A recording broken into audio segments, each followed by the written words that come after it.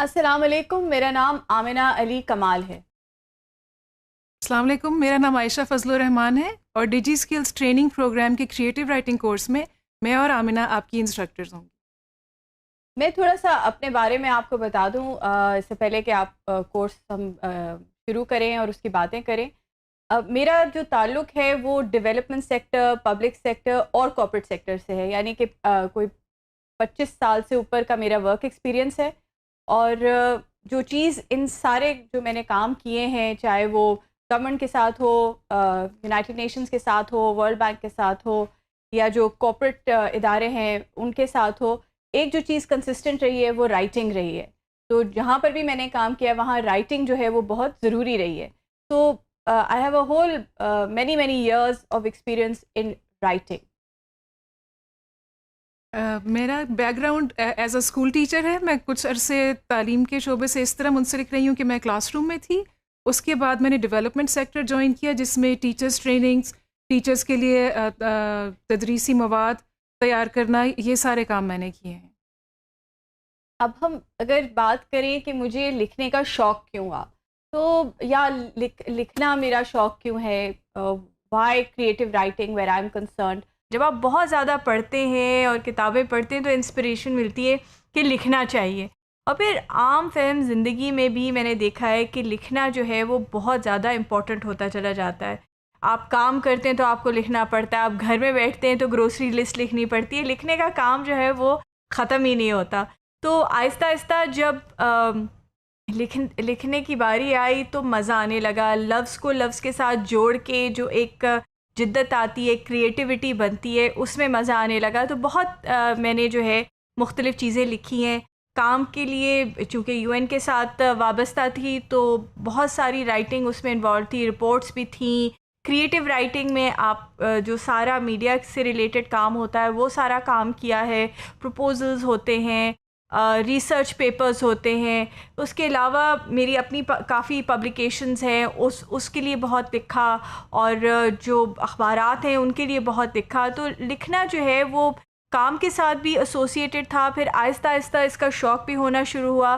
تو حال ہی میں کچھ پبلیکیشنز میری اور کریٹیو رائٹنگ کی نکلی ہیں جو کہ آن لائن جو پبلشرز ہوتے ہیں وہ اب they are looking at publishing those as well.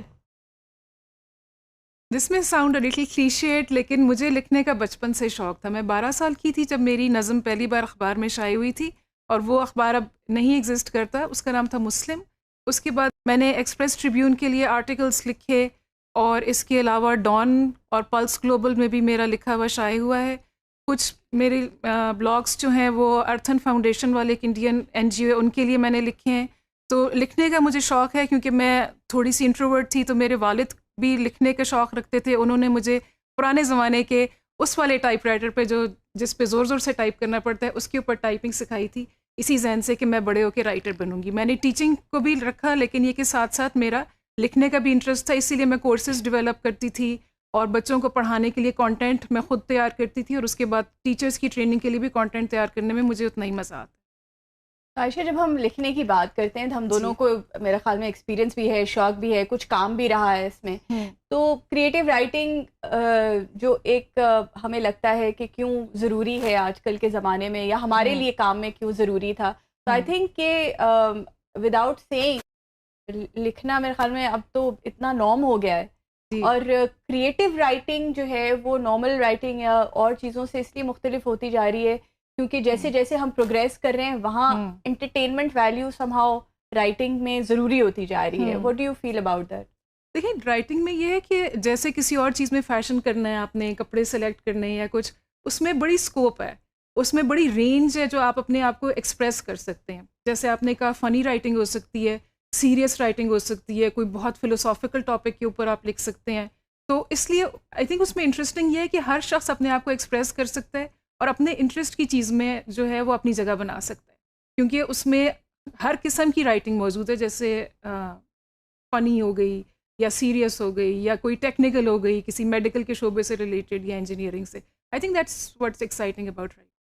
آپ نے کہا کہ آپ کو نا بچپن سے شوق تھا رائٹنگ کا. میرے خیال میں میرا بچپن سے نہیں تھا, بڑے ڈانٹ کے مار کے جو ہے نا میری رائٹنگ اسکلز مجھے دی گئی تھی. بٹ ایک چیز جو ہمیں بڑے ہوتے ہوئے جو مجھے ہمیشہ کہی نا, کوائن یور اون فریزز, مطلب جو چیزیں بنی ہوئی ہیں ان میں جدت لاؤ, اس میں کریٹیوٹی لاؤ.